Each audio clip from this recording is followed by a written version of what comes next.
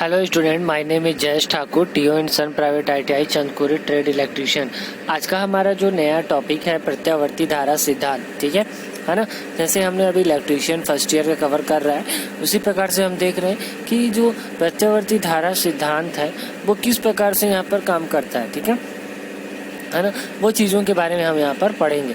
जैसे कि परिचय हम यहाँ पर देख रहे हैं। परिचय में ये बोल रहा है कि भारत सहित अधिकांश देशों में विद्युत शक्ति की आपूर्ति प्रत्यावर्ती धारा प्रणाली द्वारा की जाती है, ठीक है। हम ये जानते हैं कि भारत के अलावा संपूर्ण देश में, ठीक है, भारत तो है लेकिन भारत के अलावा संपूर्ण देश में हम क्या कर रहे हैं, हम ये देख रहे हैं कि एसी धारा का यूज़ किया जाता है, ठीक है। और दिष्ट धारा का भी अपना महत्व है। इलेक्ट्रॉनिक उपकरणों में हम इसका आवश्यकता करते हैं, परंतु एसी का हम बहुत ज़्यादा यूज करते हैं, ठीक है। लेकिन देखो, एसी का यूज़ हम करते हैं पर डीसी का भी यूज़ करते हैं, बट एसी का सबसे ज़्यादा यूज़ करते हैं क्योंकि एसी को सप्लाई देना बहुत ज़्यादा आसान है कंपेयर टू डीसी में। डीसी को हम इलेक्ट्रॉनिक सर्किट में यूज़ करते हैं, बट एसी को क्या करते हैं, है ना, सब देते हैं, है ना।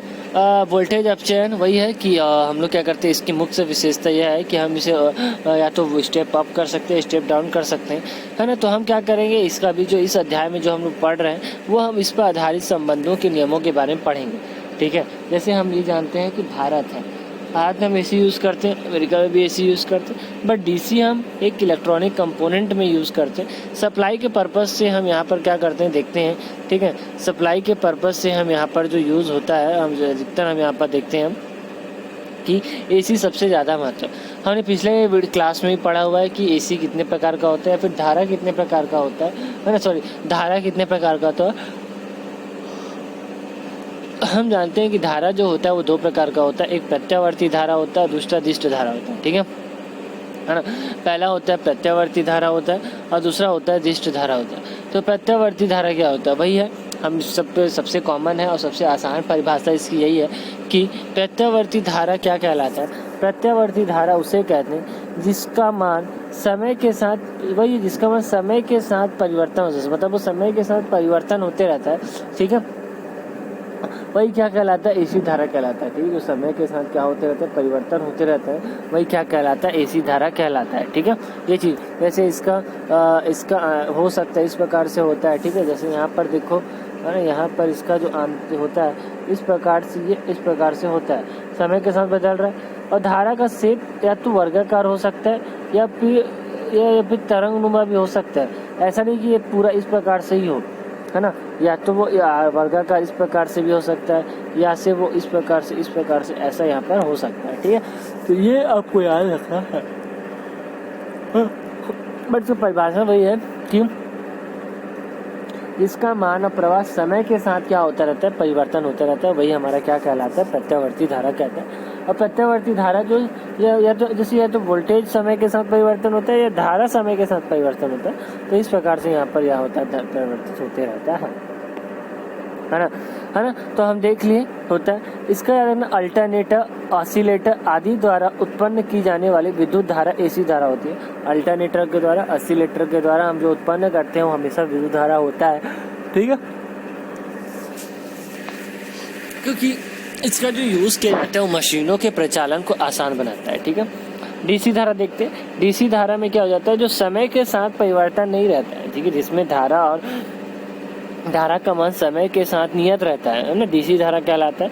कई प्रकार, जैसे शुद्ध परिवर्तनीय प्लेटिनम, ठीक है, परिवर्तनीय प्लेटिसेटिंग डीसी होता है।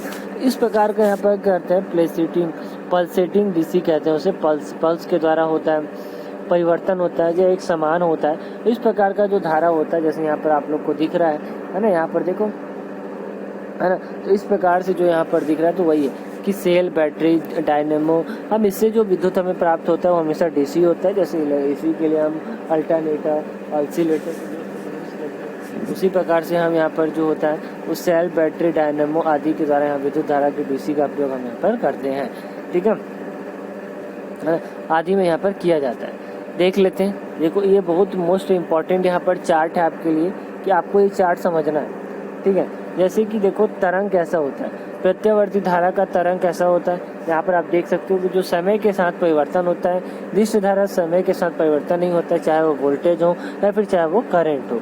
आवृत्ति, हम जानते हैं आवृत्ति यानी फ्रीक्वेंसी, इसे इंग्लिश में बोलते हैं। आवृत्ति क्या होता है, जिसका समय के साथ वो जो क्या होता है 50 बार अप डाउन करता है, 1 सेकंड में होता है, उसे ही फ्रीक्वेंसी कहते हैं। भारत में हम 50 फ्रीक्वेंसी पर निर्भर करते हैं, बाकी भारत फ्रीक्वेंसी 50-50 हर्ट्ज पे काम करता है। अदर्स देशों में यह 60% हो सकता है। दृश्य धारा क्या होता है, शून्य होता है। ठीक है, यहाँ पर दृश्य धारा क्या होता है, शून्य होता है।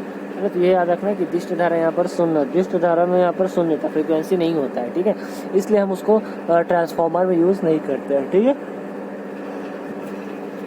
है, दिशा वही है, यह परिपथ में परिवाहित होता है, यह दिशा निरंतर परिवर्तित रहती है। हम पहले बोले एक परिभाषा कि यह परिवर्तन दिशा के साथ परिवर्तन होते रहता है। ठीक है, यह केवल एक ही दिशा में प्रवाह होता है।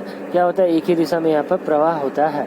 ठीक है, हम देखते हैं इस धारा में समय के साथ, यह धारा वही है, इस धारा के साथ समय सापेक्ष निरंतर रहता है। इससे कहाँ मिलता है, हमें जनरेटर से मिलता है, मेन से मिलता है, और एक बोलते हैं सेल और बैटरी से होता है ना।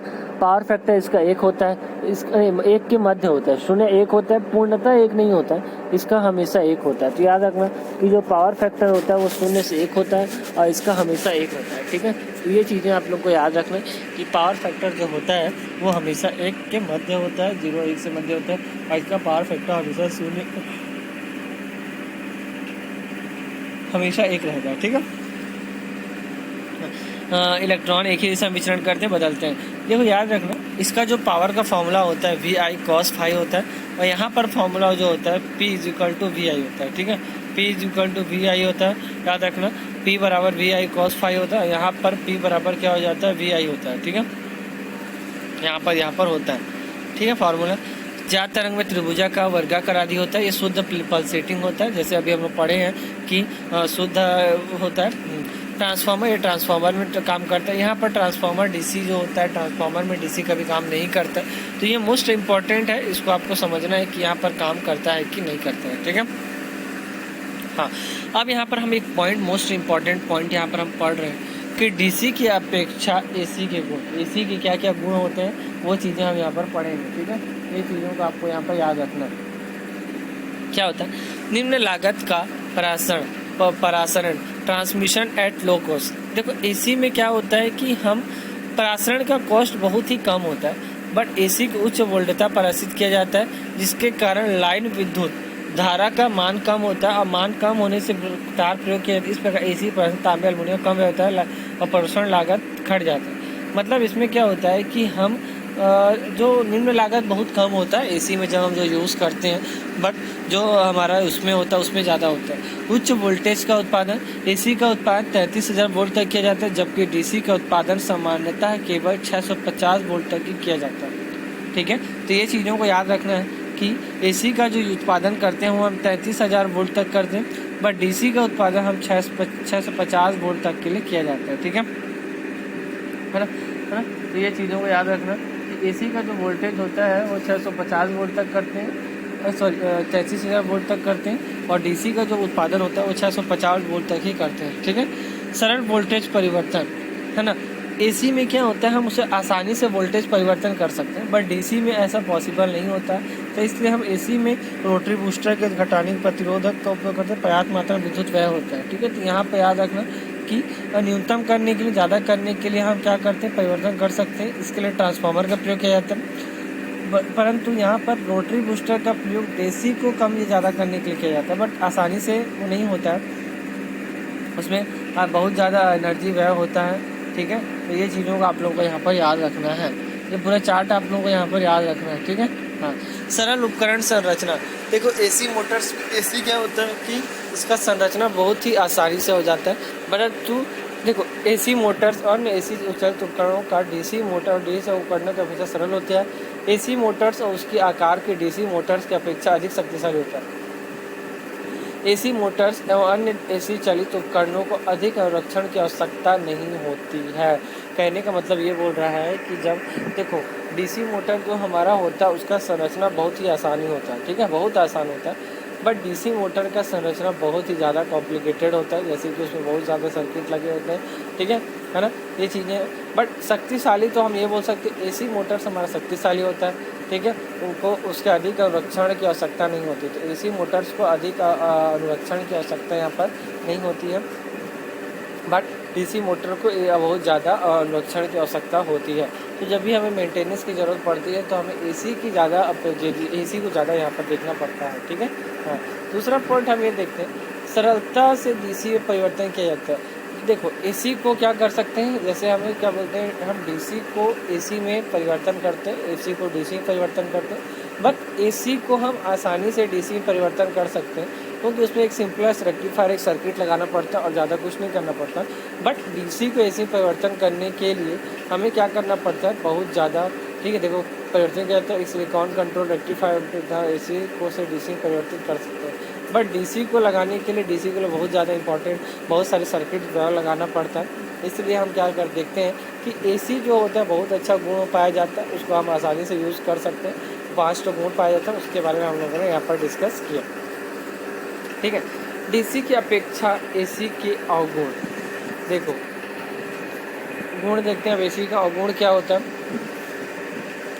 सीमित चुंबकीय प्रभाव, ठीक है। हम ये देखते हैं एसी में विद्युत धारा प्रवाह की दिशा निरंतर परिवर्तित होती रहती है, अतः इसी कारण इसका चुंबकीय प्रभाव सीमित होता है, अर्थात इसके द्वारा विद्युत चुंबक नहीं बनाए जा सकते, है ना। देखो क्या होता है, हमने अभी पढ़ा है, पिछले क्लास में यही पढ़ा है कि हमको अगर हमको एक चुंबक बनाना है, विद्युत चुंबक के द्वारा चुंबक बनाना है, तो हम वहाँ पर डीसी का प्रयोग करते हैं, एसी का प्रयोग वहाँ पर नहीं करते हैं। एसी का प्रयोग हम वहाँ पर इसलिए नहीं करते क्योंकि उसमें धारा और वोल्टेज का मान समय के साथ नियत नहीं रहता है, बदलते रहता है ना। समय के साथ वहाँ पर नियत नहीं रहता, वो समय और वोल्टेज के साथ क्या होते रहता है, बदलते रहता है ना, बदलते रहता है। तो इसीलिए हम क्या करते हैं, हम ये देखते हैं कि एसी से चुंबक नहीं बनाया जा सकता, लेकिन डीसी से एक स्थायी चुंबक का निर्माण हम विद्युत चुंबक बनाया जा सकता है, स्थायी चुंबक का निर्माण यहाँ पर कर सकते हैं। तो हम जब भी स्थायी चुंबक या एक चुंबक बनाते हैं, कृत्रिम चुंबक बनाते हैं, तो हम वहाँ पर डीसी सोर्स का प्रयोग किए जाते हैं। क्यों करते हैं, इसलिए इसका रीज़न ये है कि वहाँ पर एक नियत सप्लाई यहाँ पर होता है, जैसे कि इस प्रकार से नियत एक सप्लाई यहाँ पर वो होता है, ठीक है, नियत यहाँ पर एक सप्लाई यहाँ पर होता है। तो ये चीज़ों को आप लोगों को याद रखना है, ठीक है। हाँ, need to high dielectric strength insulator, AC wiring में प्रयोग किए जाने वाले केबल्स के निर्माण में उच्च परावृत्त वाले अचालक पदार्थों का उपयोग आवश्यक है, क्योंकि एसी वोल्टेज का डीसी की अपेक्षा अधिक होता है, और इसलिए उच्च वोल्टेज वाली एसी लाइन की स्थापना उच्च परावृत्त अचालक प्रयोग करना पड़ता है, ठीक है। देखो जब भी हम एसी सप्लाई का प्रयोग करते हैं तो उसके ऊपर जो अचालक आवरण लगाते हैं, जैसे हम जानते हैं अचालक आवरण क्या होता है, अचालक आवरण उसे कहते हैं जिसमें विद्युत धारा का प्रवाह नहीं होता है, नगण्य होता है, उसे अचालक कहते हैं। तो अचालक में अगर हम, तो वहाँ पर क्या करना पड़ता है, बहुत ज़्यादा एक अच्छे उच्च क्वालिटी का हमें लगाना पड़ता है, ठीक है ना, अचालक लगाना, ताकि उसमें करंट ना हो। जैसे हम खंभे पर लगाते हैं तो इंसुलेटर लगाते हैं, पिन इंसुलेटर, सस्पेंशन इंसुलेटर वहाँ पर हम लगाते हैं, है ना। जैसे हमारे पास जो वायर होता है उसमें पीवीसी का इंसुलेटर, क्यों इसलिए लगाते हैं, क्योंकि इसमें विद्युत धारा का वहन ना हो, जहाँ सप्लाई होता है 2 वायर आपस में टच हो जाए तो वो क्या हो सकता है यहाँ पर, ठीक है, तो सप्लाई का हो सकता है, ठीक है, का सप्लाई वहाँ पर हो सकता है। ये चीज़ों को हम यहाँ पर देखते हैं, ठीक है